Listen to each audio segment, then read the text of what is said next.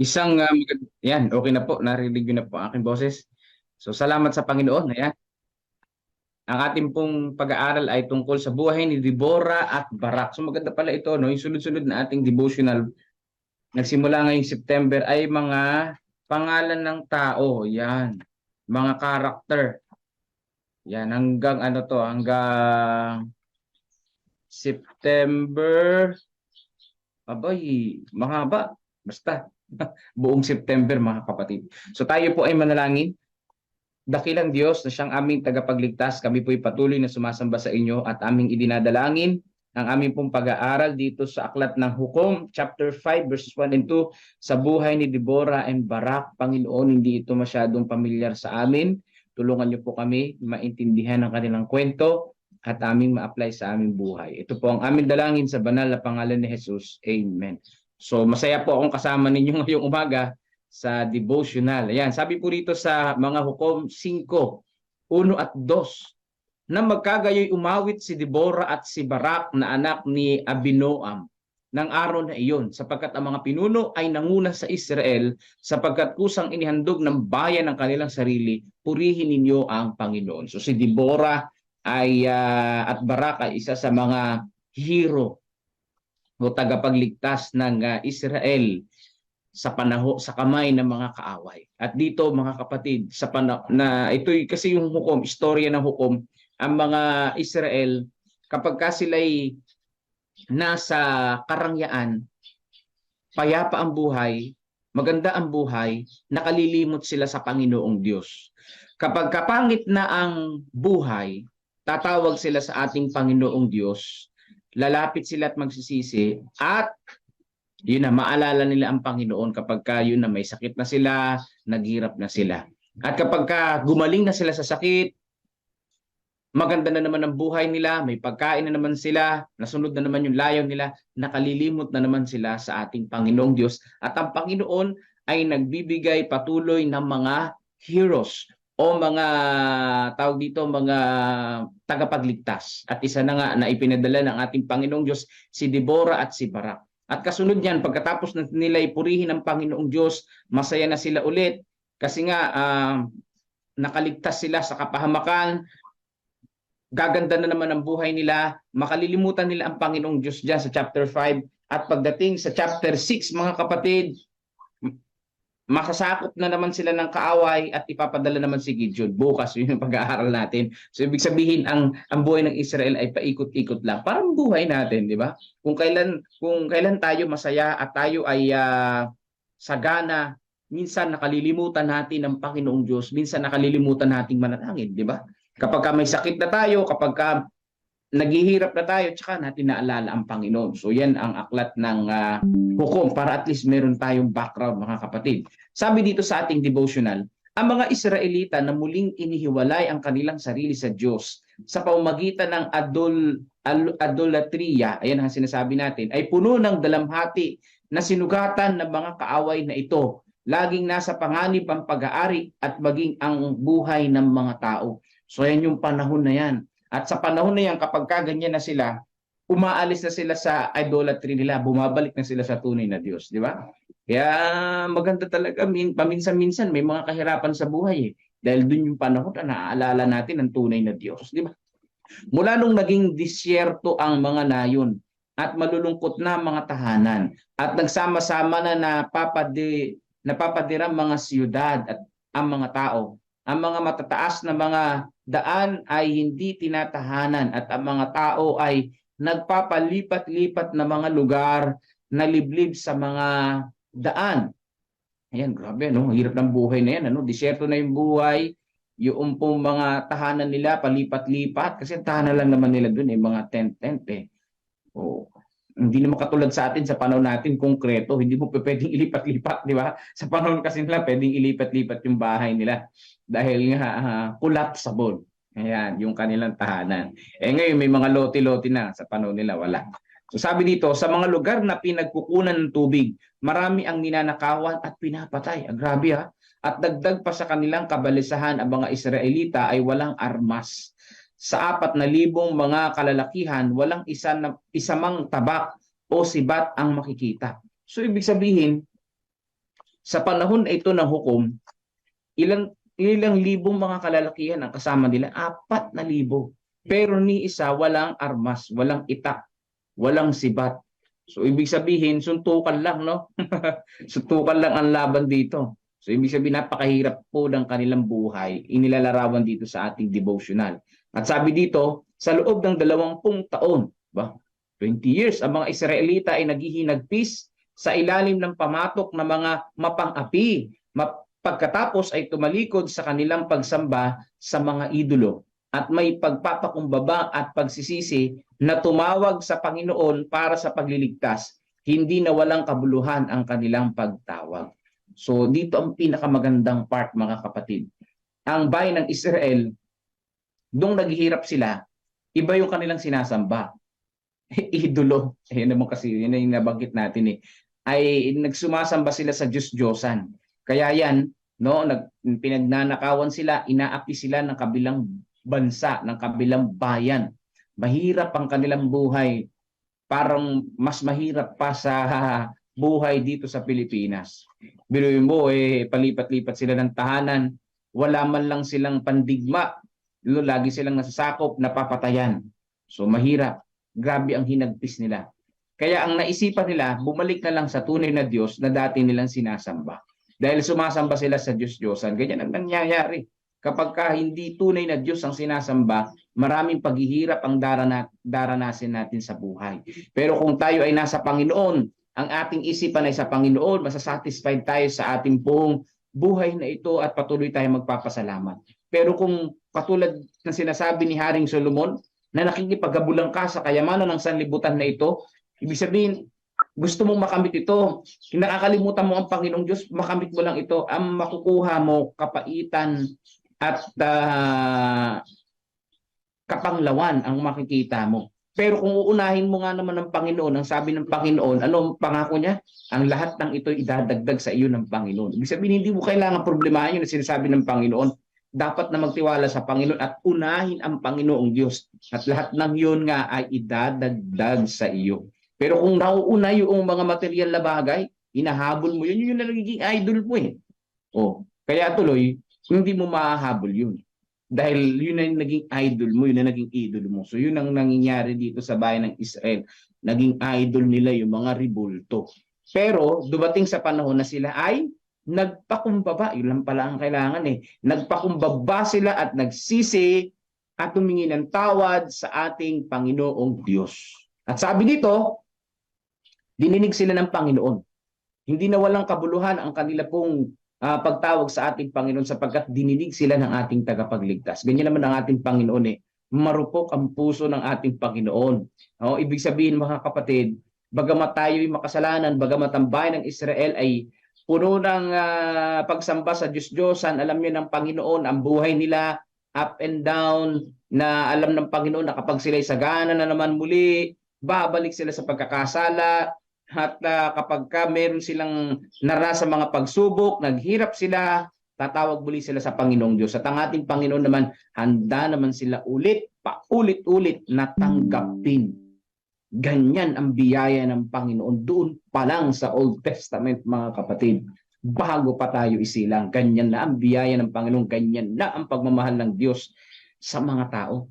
May nananahan sa Israel na naglalarawan ng kanyang kabanalan at sa pamamagitan niya ay pinili ng Diyos na iligtas ang kanyang bayan. So sa pamamagitan nino, Deborah ang kanyang pangalan. Ba? Isang babae, kilala siya bilang propeta. At sa kawalan ng karaniwang mga hukom, lumapit sa kanya ang mga tao para sa payo at hustisya. So kung sino yung banal at malapit sa Panginoon, siya yung pinili ng ating pong Panginoong Diyos na maging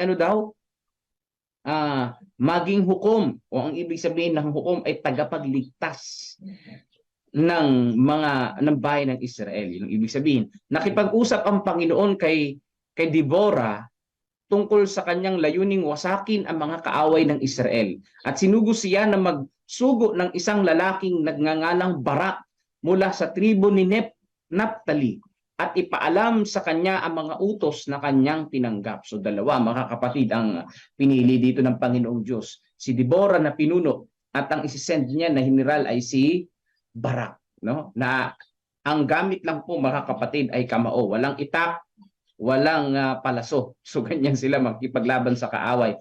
Pero this time, hindi na ribulto ang kasama nila, kundi ang kasama nila ay tunay na Diyos na makapangyarihan sa lahat. Kaya sila ay siguradong mananalo. At gayon nang pinatawag niya si Barak at tinuruan siyang bumuo ng 10,000 mga lalaki mula sa tribo ni Naphtali at Habolon at gumawa ng mga armas sa mga sundalo ni Haring Habin. So dito po mga kapatid ko, ilan lang yung pinili? 10,000. 10,000 mga lalaki. Pero meron silang 4,000. Pero dito, nadagdagan, oo. Bumuo ng 10,000 lalaki. May 4,000 sila, nabasa natin kanina, walang sandata. Dito nakabuo sila ng 10,000 at gumawa sila ng armas. Yan. So dito ang paggabay ng ating Panginoon.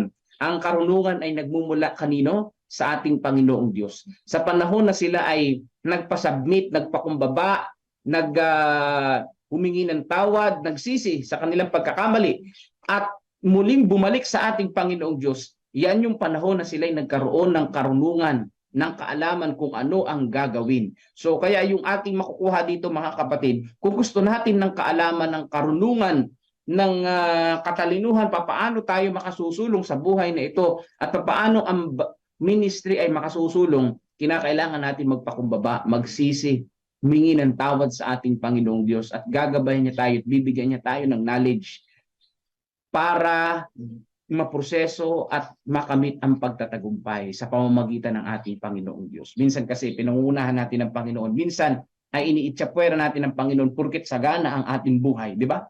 Ganyan naman tayong mga tao, yan ang ating nature. Kaya sabi dito, matatapos na. Ipinagdiwang ni Deborah ang tagumpay ng Israel sa isang napakaganda at makabagbag damdaming awit. Ibinilang niya sa Diyos ang lahat ng kalwalatian ng kanilang pagkaligtas at pinakiusap ang mga tao na purihin siya sa kanyang kahangahangang mga gawa. So natatandaan ko yung kwento nito nung nabasa ko dito mga kapatid, kung hindi ako nagkakamali, kanilang tinambangan yung mga kaaway. Itong si Barak, nakipaglaban siya, tapos umatras, nakipaglaban niya sa kapatagan, tapos umatras yung 10,000 pumunta sa bundok.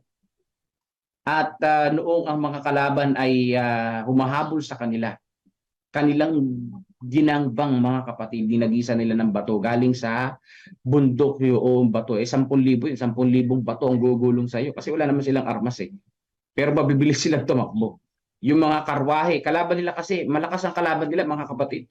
May mga karwahe, may mga kabayo, kita mo yun, may espada at palaso. So hindi sila mananalo. Kaya ang sinabi ng Panginoong Diyos sa kanila ay pumunta sila sa bundok. No? I-lure nila doon sa bundok yung mga kaaway. No? At ang Panginoon ang gagawa ng paraan. So ang nangyari, pinaulan ng ating Panginoong Diyos at naputikan, hindi makaahon yung mga karwahe sa panahon ng digmaan na yan. Kaya walang laban yung mga karwahe sa kanila. At noong sila ay nagkakagulo na hindi nila alam ang gagawin, tsaka sumunggab ang bayan ng Israel at sila ay nanalo, nalipol nila yung mga kalaban. Mga kapatid, makikita natin dito, kalooban ng Panginoong Diyos na sila ay makipaggera, makipagpatayan. Bakit kaya? Yun ang malaking katalungan mga kapatid, Kasi sa panahon nila, kung hindi nila gagawin yun, mauubos sila. Yan. Mauubos po sila mga kapatid. At yun naman ay ang Diyos ang nag-utos nito. At yun ay banal. At yung pagpatay naman nila na yun, hindi naman talaga sila ang may gawa nun, kundi ang ating Panginoong Diyos. So ang Panginoong Diyos ang may gawa nun. Ang ating Panginoon hindi pumapatay yan. Ang term na ginagamit natin ay binabawi niya yung buhay ng mga tao na yun na masasama ang loob, na balak ubusin ang bahay ng Diyos, na nagpapahayag ng mabuting balita mga kapatid. So yan yung panahon nila, yan yung paraan nila para sila ay makasurvive. Sa panahon natin, hindi naman na kailangan ng ganoon. Paano yung 10 Commandments? Bawal pumatay. Di ba nakalagay doon, bawal pumatay. Lagi kong iniisip yun Sa 10 Commandments, bawal pumatay. Pero sa panahon nila, yung pagpatay nila, hindi talaga sila yung pumapatay. Pero may instances na talagang sila yung pumapatay. Pero dito, sa panahon ni Deborah, ni Barak, ay sila ay nagulungan ng bato at namatay sila, yun ay utos ng Panginoong Diyos. Kapag kainutos ng Panginoong Diyos, mga kapatid, yun ay tawag dito, hindi yun ibinibilang na kasalanan sa Israel, kundi yun ay kalooban ng Panginoon. Binabawi lang ng Panginoon yung buhay ng mga kaaway. Pero kung ikaw mismo yung nagpasya na patayin yung tao, yun na yung pagkakasala. Katulad ni Moises, no? Nagkasala siya nung pinatay niya yung tao, yung Egyptian, di ba?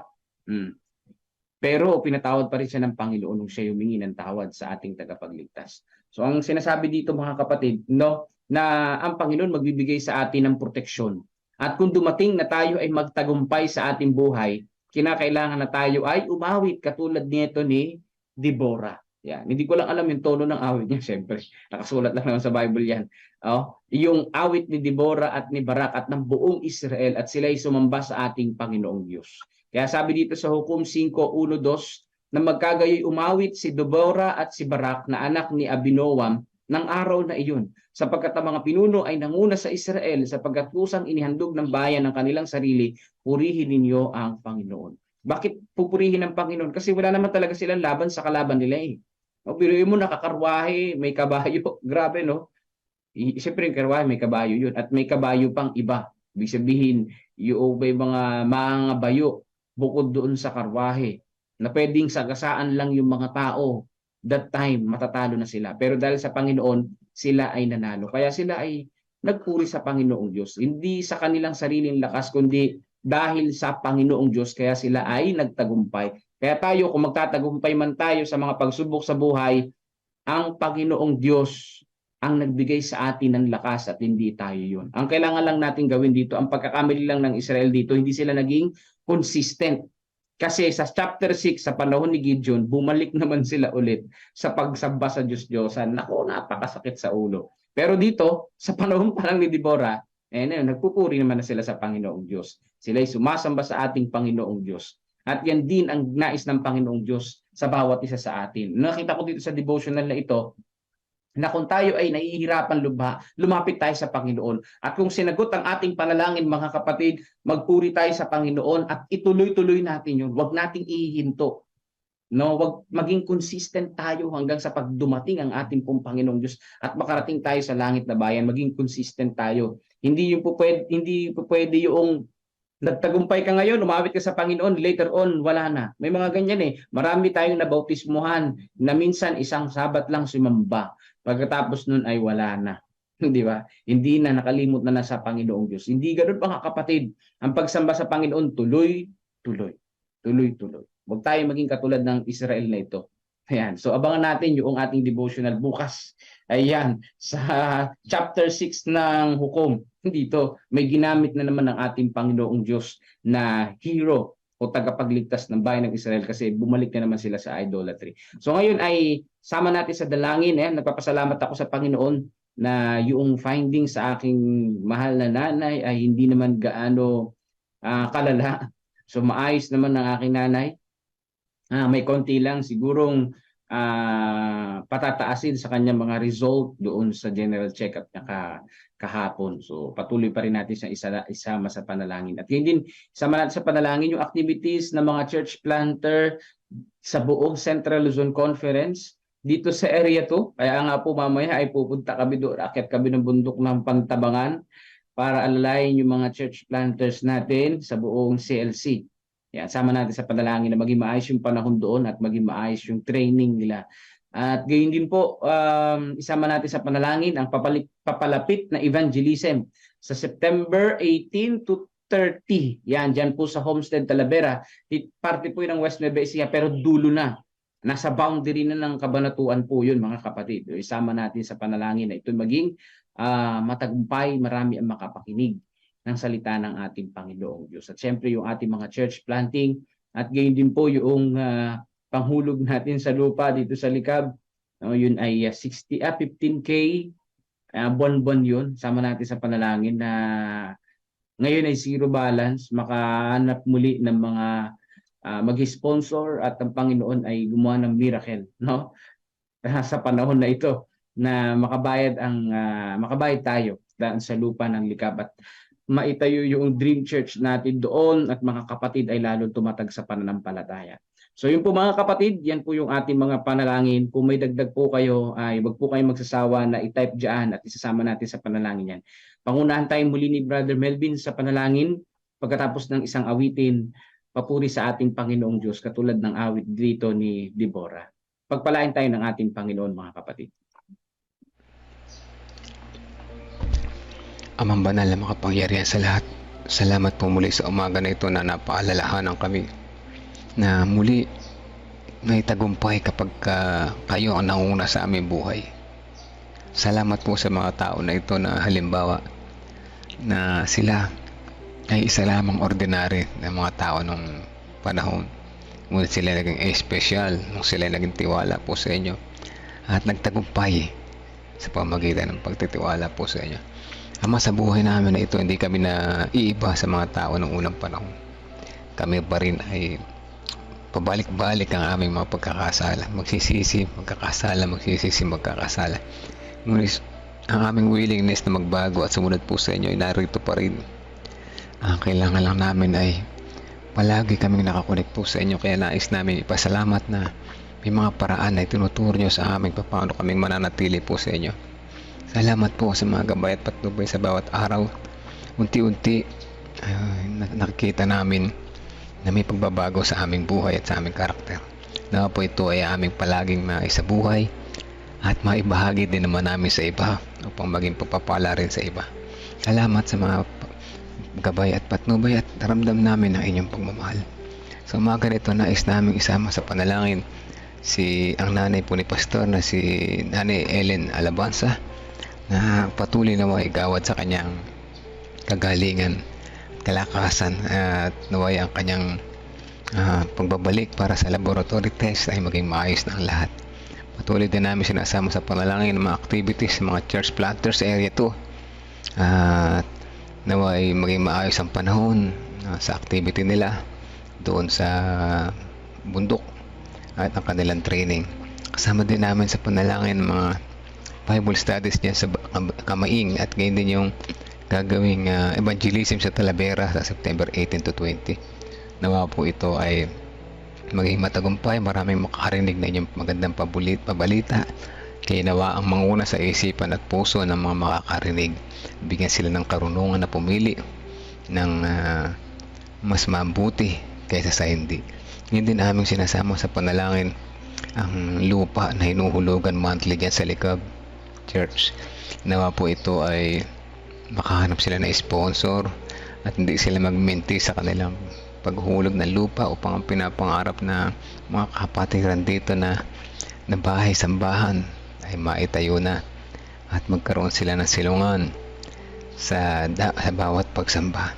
Maalam namin na kung naipagkakalob niyo po ito sa amin, kaya lumalapit kami sa inyo na ito ay maging matagumpay sa tamang panahon na tulong po ninyo, nakagustuhan po ninyo.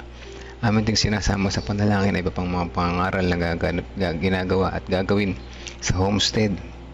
Ang mga pangailangan nila ay ipagkaloob naman po sa kanila. Gayon din ang sa Cavite Gimba, sa Tabacao, sa La Torre.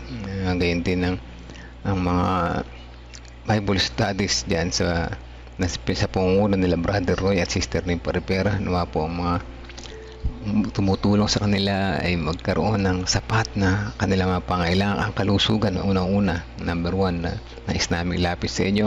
Patuloy sila maging malusog sa ganun ang kanilang paggawa ay maging patuloy rin naman.